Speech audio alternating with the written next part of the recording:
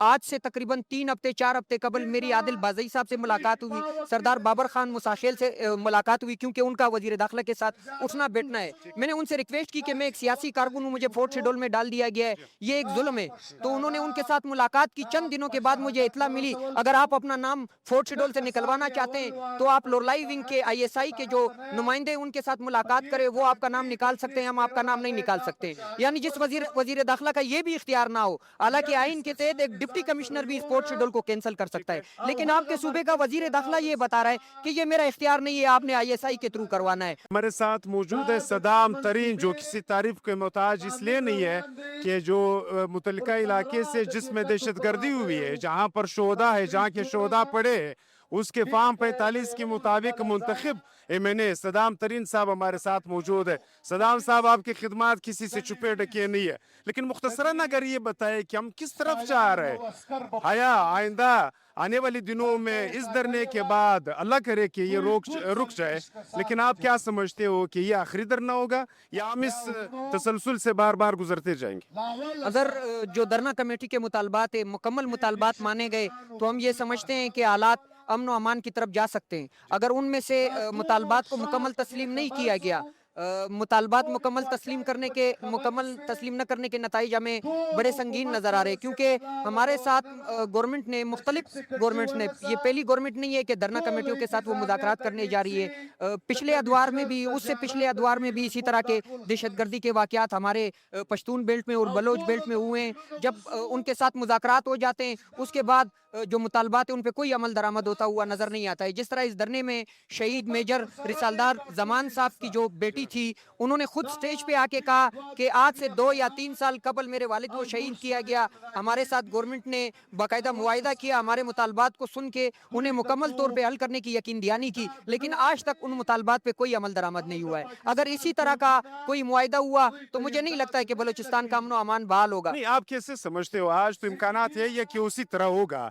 लेकिन आने वाले दिनों का मैं आपसे पूछ रहा हूँ कि इस मुतालिबात पर अमल दरामद होगा या वैसे ही होगा जैसे आप फरमा रहे हो? मुझे तो ये लग रहा है, क्योंकि यहाँ जो असम्बली है वो फार्म 47 की है। आप चाहे वफाक को देख ले या अपने सूबे को देख ले, अभी तक आपका कोई भी वफाकी मिनिस्टर यहाँ आके इन लोगों से उन्होंने मुलाकात की कोशिश नहीं की। आप फार्म 47 के, इसमें कोई शक नहीं है, लेकिन आपका फर्ज तो बनता है, इस वक्त आप रियासत पे मुसल्लत तो कर दिए गए हैं, आपको उनकी संजीदगी नजर आ रही होगी।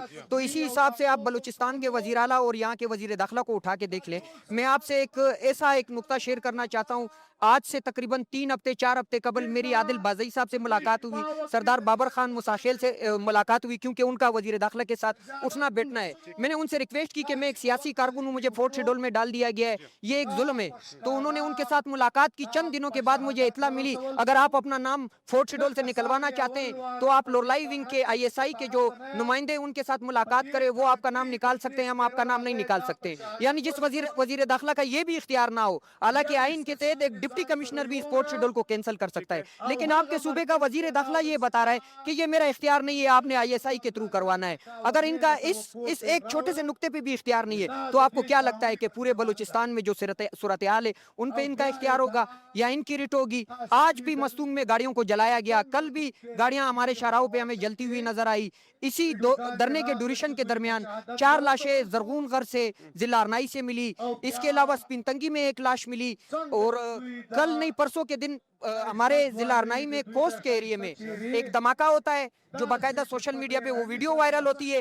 कल पता चलता है एक और वीडियो वायरल होती है, वहाँ तेल के कुएं से बाकायदा तेल इतनी शिद्दत से निकल रहा है कि वो 1-2 किलोमीटर तक जमीन पे बहता हुआ आपको नजर आ रहा होगा। तो हमारा गुनाह सिर्फ और सिर्फ ये मादनियात है, ये वसाइल है। बाकी पश्तून जो है वो पुरअमन कौम है, वो इंसान दोस्त कौम है, वो इंसान खिदमत गुजार कौम है, हमारी तारीख वाज़े है, लेकिन हमें समझ नहीं आ रहा है। एक तरफ तो पहले हमें बताया जाता था हमारी हुकूमतों की जानिब से, हमारे रियासती इदारों की जानिब से, कि बलूचिस्तान के हकूक जो है वो सरदार और नवाब वडेरे गस्ब कर रहे हैं, लेकिन पिछले इलेक्शन ने साबित किया कि हमारे हकूक जो है वो यहाँ इस मुल्क में जो ताकतवर हल्के हैं, जिन्होंने आइन को भी रोन दिया है, जिन्होंने हमारे तमाम इदारों को भी अपने ताकत के, अपने बूट तले रोन दिया है। जिस तरह इस मुल्क में जजेस बता रहे थे कि हमारे बेडरूम्स में कैमरे लगाए जा रहे हैं, जिस मुल्क में जजेस इंसाफ मांग रहे हो, तो उस मुल्क की आवाम या उस मुल्क के एहतिजाजी मुजाहिरीन किससे इंसाफ मांगेंगे? तो हमें तो इस वक्त मुकम्मल अंधेरा नजर आ रहा है। आप नहीं समझते हो कि इस धरने में जो सूबाई लेवल के जो 3 पार्टियों के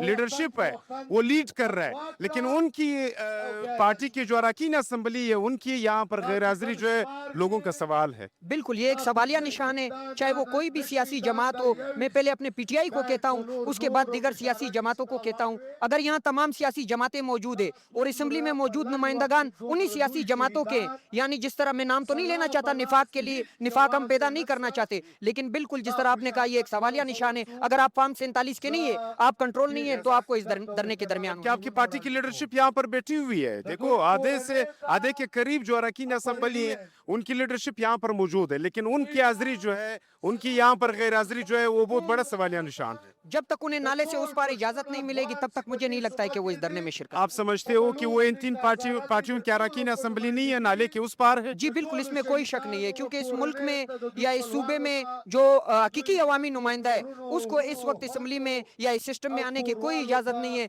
क्योंकि ये निज़ाम जो है मुकम्मल इस वक्त जिस तरह रात को 12 बजे अदालतें खुलवाई गई, ये एक और मुल्क के लिए, किसी और की खारजा पॉलिसी के लिए तबाह किया जा रहा है। जब तक हम मुकम्मल आज़ाद खारजा पॉलिसी इस मुल्क में नाफिज नहीं करेंगे, हम इसी तरह मरते भी रहेंगे और इसी तरह हमारे ऊपर चोर, डकैती और स्मगलर भी मुसल्लत किए जाएंगे जिस तरह किए गए।